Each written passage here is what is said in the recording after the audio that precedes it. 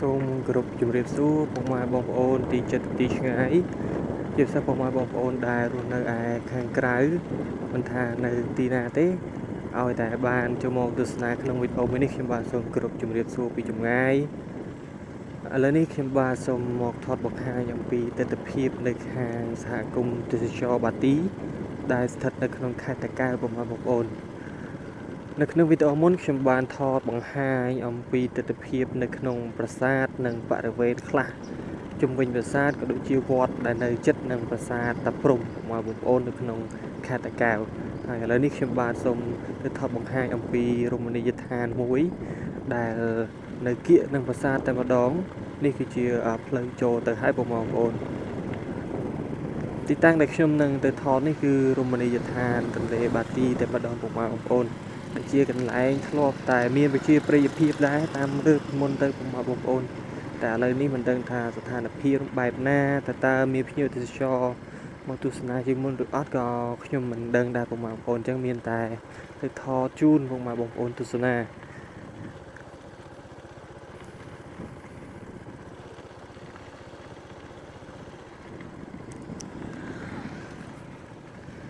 ក៏ពិតរមណីយដ្ឋានទៅខាងឆ្វេងដែរណាបងប្អូនតែខ្ញុំជិះមកផ្នែកខាងនេះរបស់ប្រាសាទសិនដើម្បីថតព្យាយាមថតឲ្យបានគ្រប់ជ្រុងជ្រោយជ្រុលតែបានមកហើយបងប្អូនខ្ញុំមិនចង់រំលងផ្នែកណាមួយមិនបានថតអញ្ចឹងណាថតឲ្យបានច្រើនតាមតែអាចទៅបានអាចធ្វើទៅបាននេះគឺជាផ្នែកម្ខាងនៃរមណីយដ្ឋានបងប្អូន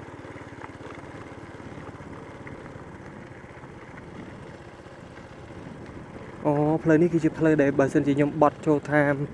លបងវត្តមកគឺមកដល់ផ្លូវនេះឯងបងប្អូនអញ្ចឹងអត់មានផ្លូវអីទេនេះគឺទៅជាផ្លូវមួយដែលអាចធ្វើដំណើរទៅបានអញ្ចឹងខ្ញុំនឹងជិះទៅខាងនោះបន្តទៀតនេះគឺជាផ្លូវចូលទៅខាងប្រាសាទបងប្អូនខ្ញុំអត់ដឹងថាមានត្រូវទិញសឡុំទោសបងប្អូនផ្លូវចូលទៅខាងរមណីយដ្ឋានបាទីខ្ញុំអត់ដឹងថានៅនេះគេត្រូវទិញសម្បត្តិទិញអីអស់ឬអត់ទេបងប្អូនដោយសារតែលុយក្រៅដែលដាក់មកតាមខ្លួនគឺបានចាយអស់បារ៉ាមកផ្លេតអីហ្នឹងខ្ញុំអត់បានដកមកបន្ថែមបងប្អូនខ្ញុំគិតថាអាចដកមកតែមួយល្មមទុកទិញទឹកទិញអីចឹងបងប្អូនឥ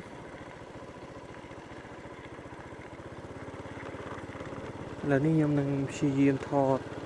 នៅទស្សនវិជ្ជាមួយចំនួន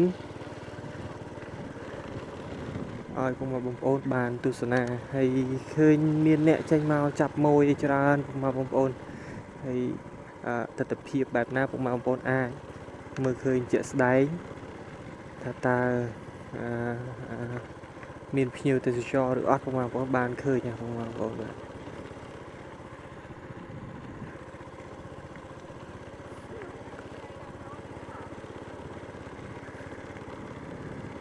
ពូមីងគាត់អ្នកម្ចាស់កញ្ចោះអីក៏ព្យាយាមរកមកបងប្អូនតែខ្ញុំមានកម្រងមកហូបបាយហូបអីនៅនេះទេបងប្អូនត្រឡប់ទៅផ្ទះវិញទេដោយសារតែនៅគៀកផ្ទះដែរគ្រាន់តែចង់មកថតប្រឌិតយកនៅទស្សនវិជ្ជាមួយចំនួនចែកជូនបងប្អូនបានទស្សនាសិន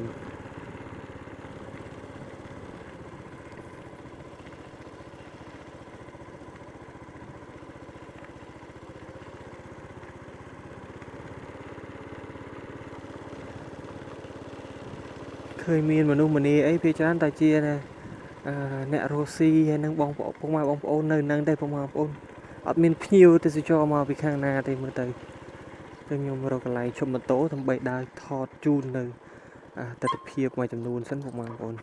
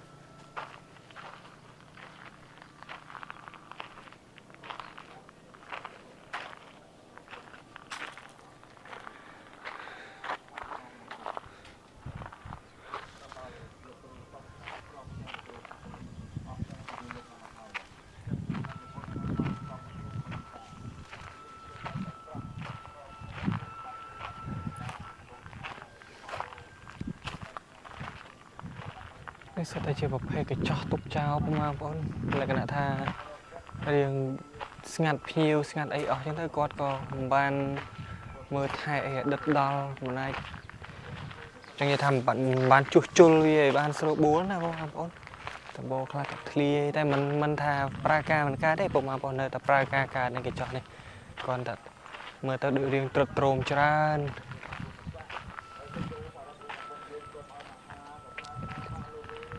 ក៏ប៉ុន្តែនេះក៏នៅមានម្ចាស់គេមកថែអាសាដែរគាត់យកកន្ទេលយកអីមកដាក់បាំងបិទអីតែកញ្ចក់មួយនេះគាត់រៀងនៅថ្មីល្អបងប្អូនស្ងាត់ភ្ញៀវបងប្អូនស្ងាត់ភ្ញៀវទេសចរអត់ទៅមានទេ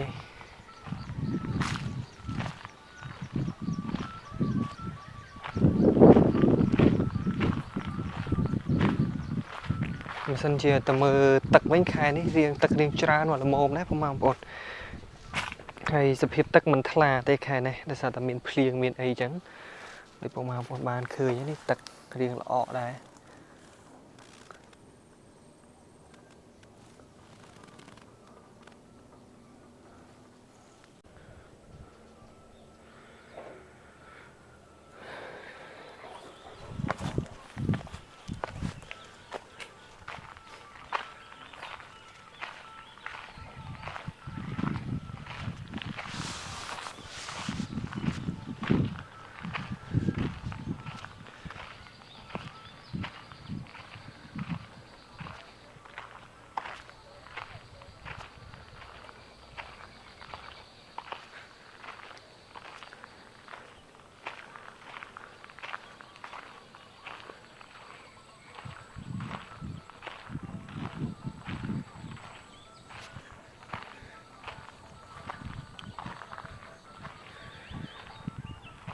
អ្នកសាងសង់នេះគាត់ប្រកែឆ្នៃបណ្ឌិតណាបងប្អូនមើលទេ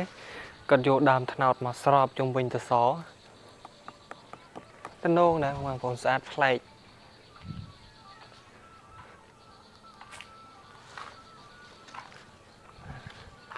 មើលគាត់យកទៅសយកដើមត្នោតមកពុះជពីឲ្យស្មើហើយយកមកស្រោបមកបិទឲ្យចិត្តទៅសនេះទៅសហើយគាត់យកនេះមកផ្គុំជុំវិញមកតែកាឌៀស៊ីអស់ហើយបងប្អូនឡើងកាឌៀឡើងអីអស់ហើយ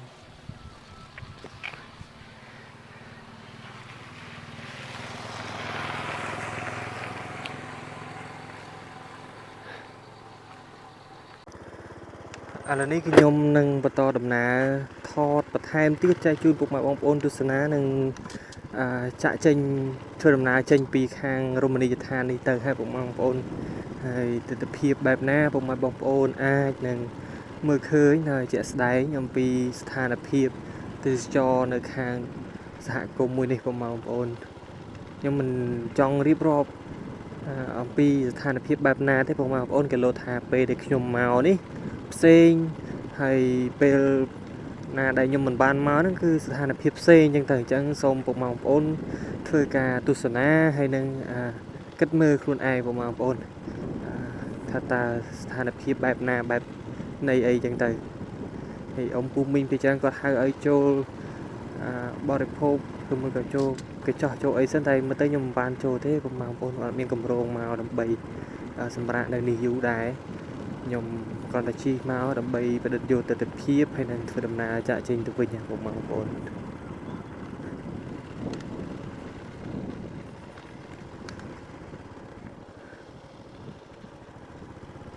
មិនមែនថាអត់ភ្ញៀវទេសចរសោះតែម្ដងទេបងប្អូនមានដែរភ្ញៀវទេសចរគ្រាន់តែភាគរយដែលមានហ្នឹងគឺរៀងតិចដែរ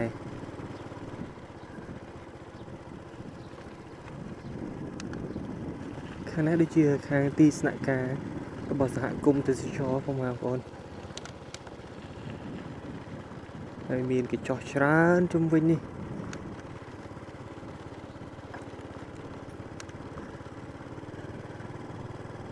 មានភ្ញៀវទេសចរមួយ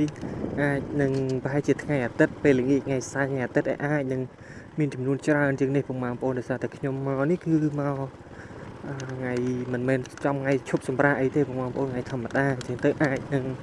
ស្ថានភាពរៀងស្ងប់ស្ងាត់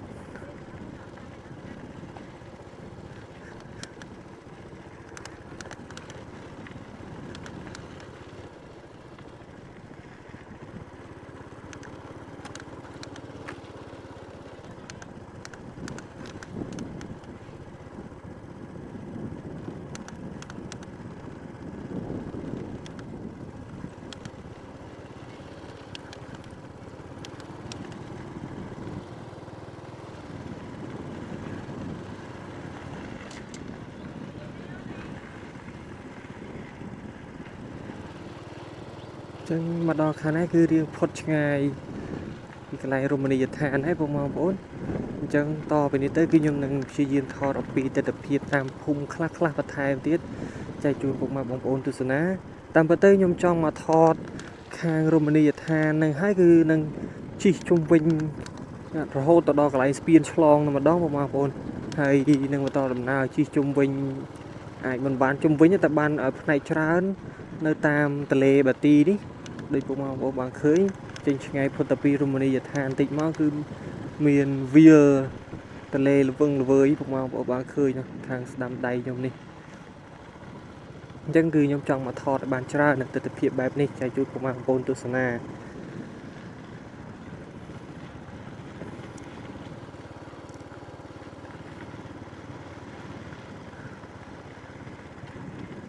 ខាងស្ដាំដៃខ្ញុំនេះគឺជាបណ្ដោយតាមបណ្ដោយទន្លេពុកម៉ែបងប្អូនទន្លេបាទីតែម្ដងនៅលើផ្លូវនេះផ្លូវលំផ្លូវលក្ខណៈផ្លូវដីលាយខ្សាច់ពុកម៉ែបងប្អូនខ្ញុំមិនដឹងថាផ្លូវនេះអាចបន្តដំណើរទៅដល់ណាទេបើមិនជាផ្លូវទាល់ចាំយើងបកត្រឡប់មកផ្លូវធំវិញបើមិនជាមានផ្លូវទៅខ្ញុំនឹងបន្តជិះតាមបណ្ដោយទន្លេនេះផ្ដិតយកនៅទស្សនវិជ្ជាមួយចំនួន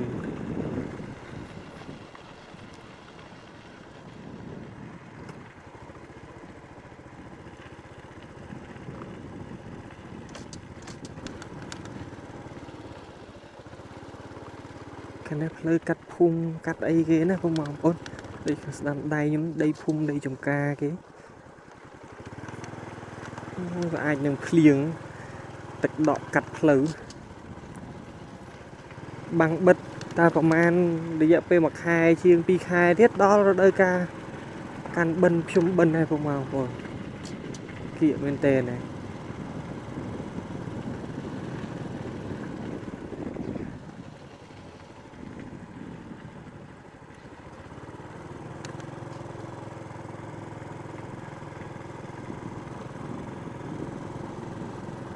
អូខាងនេះផ្លូវភ្ជាប់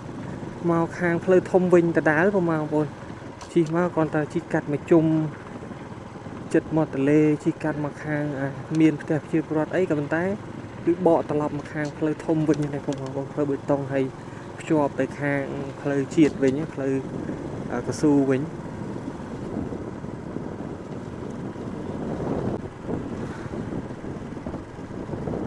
ដល់នេះគឺជាផ្លូវដែលបុកចេញទៅខាងផ្លូវធំវិញបងប្អូនមុននៅពេលដែលជិះចូលគឺខ្ញុំជិះចូលតាមផ្លូវភូមិតូចផ្សេងមួយទៀតបងប្អូនដែលជាផ្លូវដីធម្មតាតែផ្លូវដែលចូលទៅកាន់រមណីយដ្ឋានឆ្លងកាត់មានផ្ទះជាពលរដ្ឋមានអីសងខាងច្រើននេះគឺគេធ្វើផ្លូវបេតុងបងប្អូនផ្លូវបេតុងខ្លះផ្លូវកស៊ូខ្លះហ្នឹងទៅហើយខាងមុខខ្ញុំហ្នឹងគឺដល់ផ្លូវធំផ្លូវកស៊ូចូលមកពីខាងផ្លូវជាតិលេខ2វិញហ្នឹងចឹងខ្ញុំមិនតាន់បកទៅខាងផ្លូវជាតិលេខ2វិញទេគឺខ្ញុំនឹងបកខាងស្ដាំដៃទៅតាមបណ្ដោយទន្លេហើយនឹងឆ្លងកាត់ស្ពានមួយមើលតាម Google Map ទៅមានស្ពានមួយនៅខាងនោះដែរចឹងខ្ញុំនឹងបន្តជិះតាមនោះដើម្បីចែកជូននៅទស្សនីយភាពមួយចំនួនផ្សេងទៀតជូនពុកម៉ែបងប្អូនបានទស្សនាផងដែរ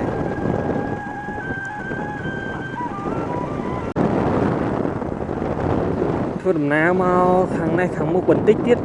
មានផ្លូវបំបីបងប្អូនខាងឆ្វេងដៃខ្ញុំនេះដូចជាផ្លូវភ្ជាប់ទៅដល់ខាងភ្នំតាម៉ៅដែរបងប្អូនតែស្ថានភាពផ្លូវដូចជារៀងពិបាកខ្ញុំធ្លាប់ល្មុនដូចជាជិះទៅយូរដែរហើយបងប្អូនផ្លូវស្ថានភាពផ្លូវរៀងពិបាកតែឥឡូវមិនដែរតែខ្ញុំ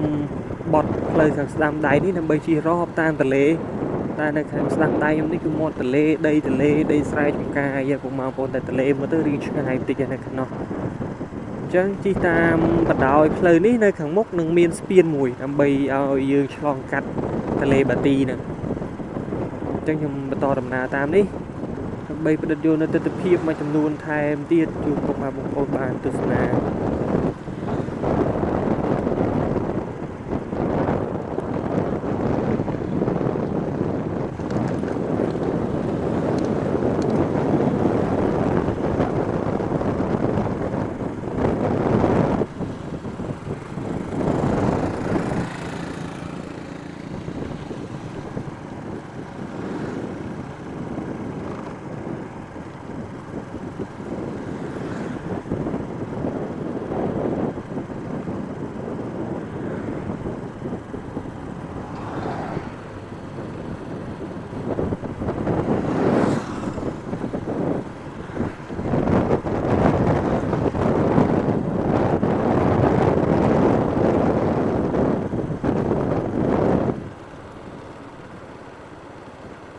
នេះខ្ញុំនៅតាមបន្តដំណើរនៅលើផ្លូវមកខ្សែនឹងតតែទេបងប្អូនតែស្ថានភាពមើលទៅដូចជាមិនសូវជាមានផ្ទះទេបងប្អូនតែមានចកាបើចកាដូចឃើញមានច្រើនហើយពីចឹងគឺមើលឃើញមានចកាដងនៅខាងឆ្វេងដៃខ្ញុំឥឡូវផុតមកនេះគឺដីវាដីព្រៃសុទ្ធសាធបងប្អូនទៅមានផ្ទះទេមកបែកខាងនេះដូចនៅខាងស្ដាំដៃខ្ញុំនេះដូចជាមើលទៅមិនជាដីចំកាយចំតែម្ដងទេបងប្អូនលក្ខណៈថាជាដីលំហែគេដាំចោលអញ្ចឹងបងប្អូនខ្ញុំអត់បានឆែកមែនទេថាជីខុសឬត្រូវគាត់ថាផ្លូវមានតែមួយខ្សែនេះឯងតែមានតែបន្តដំណើរតាមផ្លូវនឹងឈួតមុខទៀតទៅខាងមុខនេះផ្លូវបំបែកបងប្អូនដូចជាត្រូវបត់ទៀតឯងអត់ទៅត្រង់ទេបងប្អូនបត់នេះនឹងមានស្ពានមួយឆ្លងកាត់ទន្លេដើម្បីបត់ទៅជីបានចិត្តមកជុំដែរមកជុំដីទន្លេធំហ្នឹងហើយយើងត្រឡប់ទៅខាងផ្លូវជាតិលេខ2វិញបងប្អូន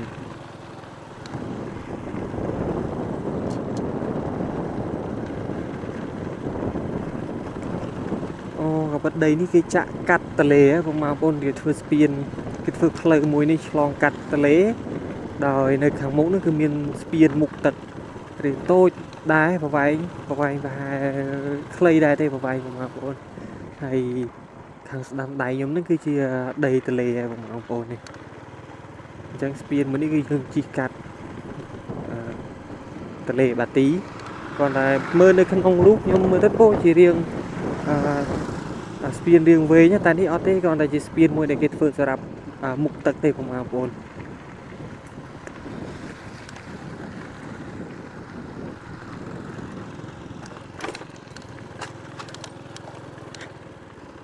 នៅកន្លែងមុខទឹកនេះបងប្អូនខ្ញុំមើលនៅក្នុង Google Map មើលទៅដូចស្ពានតែកំពិតស្ពានតូចមួយគ្រាន់តែគេដាក់មុខទឹក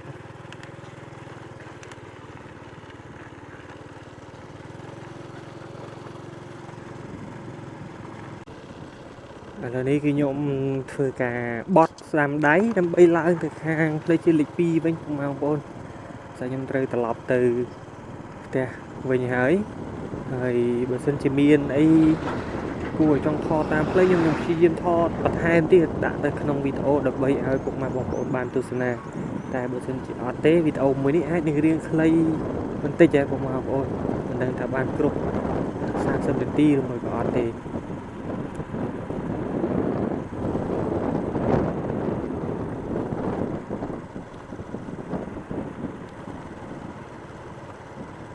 នៅពេលដែលខ្ញុំជិះមកផ្លូវនេះគឺបានន័យថាមកចំហៀងទន្លេវិញហើយបងប្អូនមិននៅខាងតែមួយទេគឺខ្ញុំឆ្លងស្ពានមកខាងនេះបានចិត្តមកជុំទន្លេដែលមានទំហំធំដែរបងប្អូន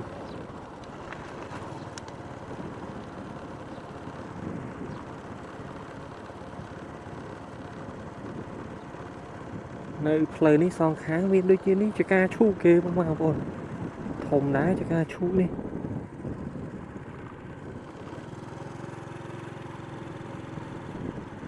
មិនដឹងថាជាចកាឈូកឬមួយក៏ជាបឹង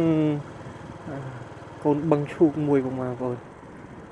ខ្លះមើលទៅដូចចកាតែមិនចកាទេបងប្អូនអត់មានអ្នកដាំទេគឺដោះខ្លួនឯងចឹងម្ដង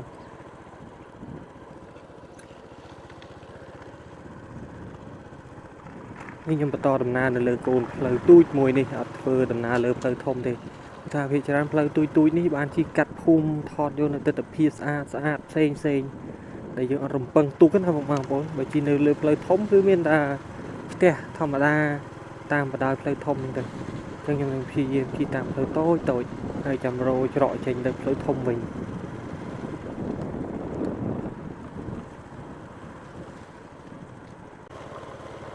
ឆ្លងផុតស្ពានមកខាងនេះដូចជាចូលទឹកដីខេត្តកណ្ដាលវិញហ៎បងប្អូនព្រោះថាស្ពានដែលខ្ញុំឆ្លងនៅទន្លេបាទីនេះគឺពុះជា2រវាង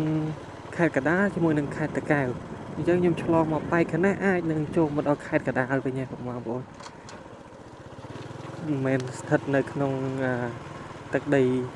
ខេត្តតាកែវទៀតទេ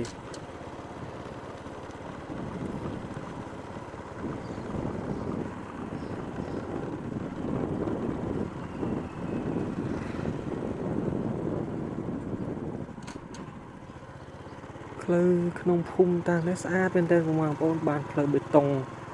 ធំដែរផ្លូវនេះចូលខ្ទង់4 ម៉ែត្រអីដែរបងប្អូនណាផ្លូវបេតុងប៉ុណ្ណេះអាចប្រើប្រាស់បានរាប់សិបឆ្នាំគ្មានទៅណាទេ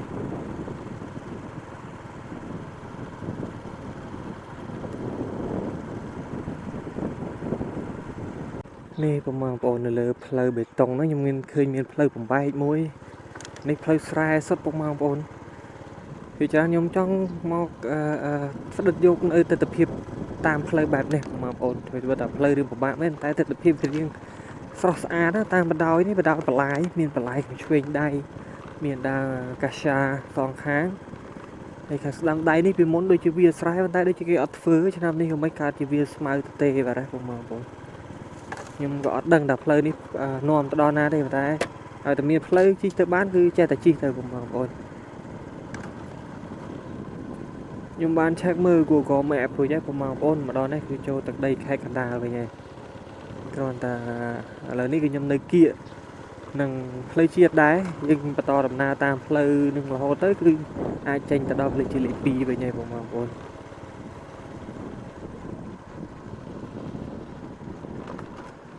ខាងនេះក៏វាស្រែដែរបងប្អូនប៉ុន្តែដូចជាគេផ្អាកឬមួយក៏មិនទាន់រដូវគេធ្វើតាមានខែគេធ្វើតែនេះមិនទាន់បានធ្វើបងប្អូននេះចូលខែភាសាហើយខែធ្លាក់ភ្លៀងធ្លាក់អីហើយដូចជាអត់ឃើញធ្វើមកខាងនេះឃើញមានមួយស្រែនេះបងប្អូនធ្វើតែឯងនេះធ្វើនេះគឺធ្វើដើម្បីទុកទៅហូបនេះក្តីស្រែនេះទូចមួយនេះបងប្អូន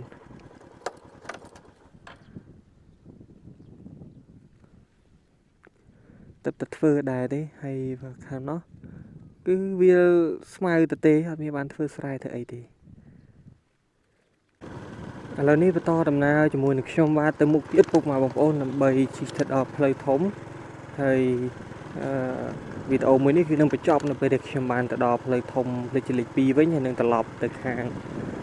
ទីក្រុងវិញពុកម៉ែបងប្អូនទៅភ្នំពេញវិញមិញខ្ញុំឆែកមើល map ទៅពីនេះទៅគឺនៅសល់ប្រហែលជាខ្ទង់4 គីឡូឯទៀតដែរបងប្អូនបានទៅដល់ខាងក្រុងខាងផ្លូវវិញបងប្អូនផ្លូវលេខ2វិញណា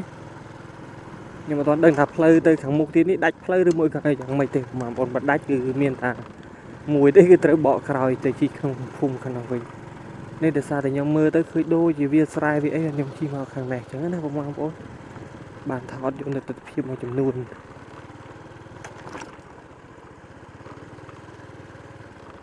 អូខាងនេះមកដល់មេបន្លាយទឹកបងប្អូនធំមែនទេវ៉ានេះបន្លាយគេសាងសង់ថ្មីបងប្អូនប៉ុណ្ណាណីគេអត់ទាន់បើកទឹកពេញលេញទេបងប្អូនទឹកនេះទឹកដក់ដោយសារទឹកភ្លៀងទឹកអីទេហើយផ្លូវដែលខ្ញុំជិះនេះក៏គេឈូសស្អាតដែរនេះហើយខាងមុខខ្ញុំដល់ផ្លូវកស៊ូវិញផ្លូវកស៊ូដែលភ្ជាប់ទៅដល់ខាងផ្លូវជាលេខ2វិញតែមើលទៅផ្លូវនេះជាកំពុងតែសាងសង់មិនទាន់ហើយទេឥ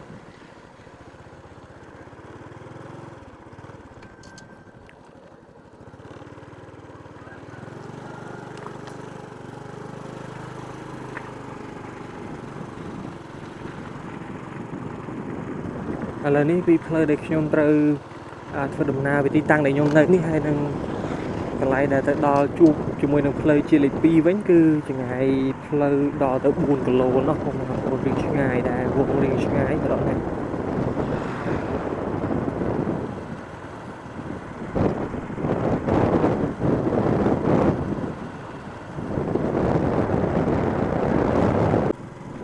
ឥឡូវនេះបន្តដំណើរនៅលើផ្លូវកស៊ូប៉ុន្តែខ្ញុំឃើញមានផ្លូវបត់ខាងស្ដាំដៃនេះជាលក្ខណៈប្រភេទផ្លូវលំផ្លូវក្នុងភូមិអញ្ចឹងខ្ញុំក៏បត់មកថតតាមនេះបន្ថែមទៀតបងប្អូនផ្លូវតែមួយទេគ្រាន់តែជិះកាត់ចេញពីផ្លូវធំមកជិះចូលមកខាងអាចនឹងមានវាលស្រែឬមួយក៏ផ្ទះអ្នកភូមិអីអញ្ចឹងបងប្អូនអញ្ចឹងខ្ញុំក៏ជិះមកតាមខាងនេះវិញដើម្បីអាចផ្ដិតយកនៅទស្សនវិជ្ជាមួយចំនួនខ្ញុំចេះតែជិះទៅទេបងប្អូនអត់បានស្គាល់ថាតើទីតាំងនេះផ្លូវនេះទៅណាដែរគេច្រើនទូពឹងផ្អែកទៅលើ Google ស្រង់ហើយចឹងទស្សនវិជ្ជាបែបណាគឺមិនអាចរំពឹងទុកមុនបានទេឃើញបែបណាគឺមានតែ ថតបែបហ្នឹងទៅដើម្បីចែកជូនបងប្អូនបានទស្សនាដែរ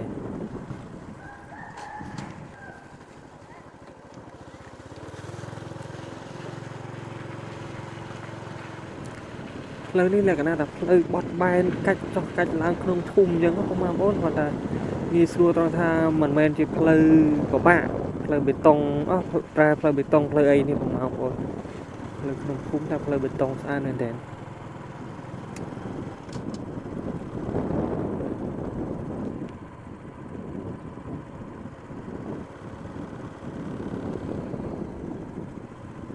វ៉ាវឈីកាត់មកដល់ខាងនេះគឺដល់បន្លាយទឹកធំមួយទៀតណាបងប្អូនបន្លាយទឹកធំប៉ុណ្ណានៃ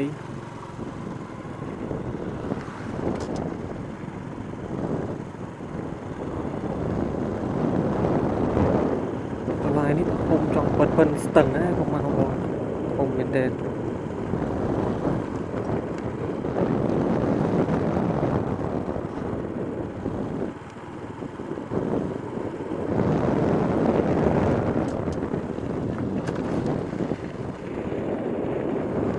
ឥឡូវខាងមុខខ្ញុំនោះគឺផ្លូវជាតិលេខ2វិញហ៎បងប្អូនអញ្ចឹងក៏សូមគោរពជម្រាបលាបងប្អូនដែលបានចូលមកទស្សនាអរគុណច្រើននិងជួបគ្នានៅក្នុងឱកាសក៏ដូចជាជួបគ្នានៅក្នុងវីដេអូក្រោយទៀតបងប្អូនសូមអរគុណច្រើនសូមគោរពជម្រាបលាសូមជូនពរបងប្អូនឲ្យបានទទួលទានមានបានហើយនឹងទទួលបាននូវសុខភាពល្អទាំងអស់គ្នាសូមគោរពសូមជម្រាបលា